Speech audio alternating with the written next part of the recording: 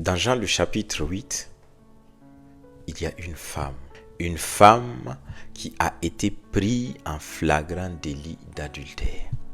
Lorsque les scribes et les pharisiens vont tomber sur cette femme, ils vont la voir dans cet état d'adultère. Ils vont la prendre et ils vont la conduire devant Jésus.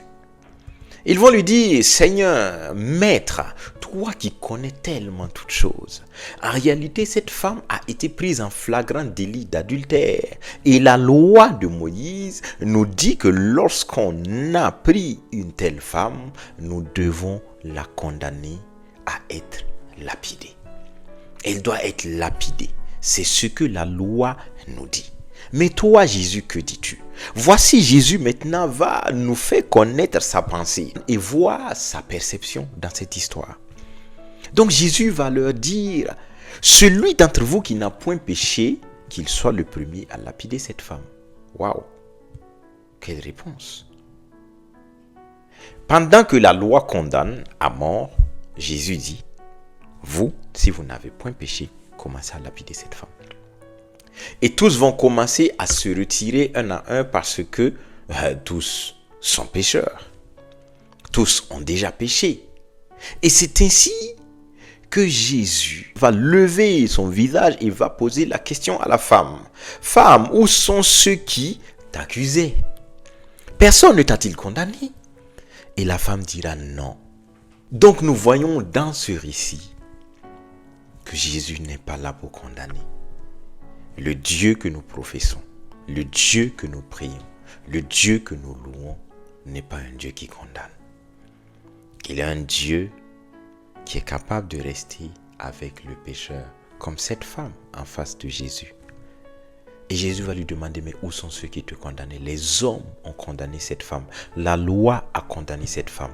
Mais Jésus lui accordera la grâce. Jésus lui a accordé la grâce pour nous dire, la condamnation c'était de l'Ancien Testament. La condamnation c'était une affaire de la loi. Mais moi, Jésus, je ne suis pas là pour condamner. Au contraire, je suis là pour tendre la main. Je suis là pour octroyer la grâce à ceux qui n'en méritent pas. Et ici, la femme en est un exemple. Comme toi, comme moi, nous en sommes un exemple. Là où nous ne méritions pas la grâce, Dieu nous l'a accordée de façon souveraine. C'est ainsi que Jésus va dire à cette femme, moi aussi, moi Jésus, je ne te condamne pas. Voici le Dieu que nous professons aujourd'hui. Voici le Dieu que nous te prêchons aujourd'hui. Peut-être que tu es condamné des hommes.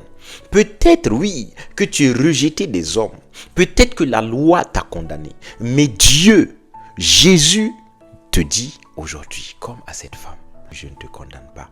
Moi, je ne te condamne pas. Il te dit, comme à cette femme, moi, je ne te condamne pas. Et par-dessus tout, il dira à cette femme, va et ne pêche plus. Ce n'est pas n'importe qui a dit à cette femme, va et ne pêche plus. Parce qu'en réalité, si cette femme risquait sa vie en allant ou en vivant une vie d'adultère, c'est que quelque part, elle n'arrivait pas à s'en défaire. Peut-être qu'elle était liée par le péché. Peut-être qu'elle était attachée par le péché. Peut-être qu'elle était sous le joug du péché.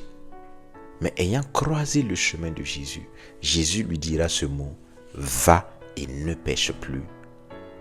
Et le va et ne pêche plus de Jésus, ce n'est pas juste un mot, mais c'est une puissance, c'est une communication de puissance, c'est une communication de délivrance. Alors si toi tu es fatigué d'une façon de vivre, si tu es fatigué d'une façon d'être, si tu es fatigué d'une façon de te comporter, je te conseille Jésus. Viens, écoute-le. Si tu l'entends te dire va et ne pêche plus, je t'assure que tu seras délivré de tout ce qui te lie. Que sa paix te donne de demeurer dans sa grâce. Cette grâce qui t'affranchit de la condamnation des hommes. Cette grâce qui t'affranchit de la condamnation de la loi. Dieu te l'accorde aujourd'hui par le nom de Jésus. Amen.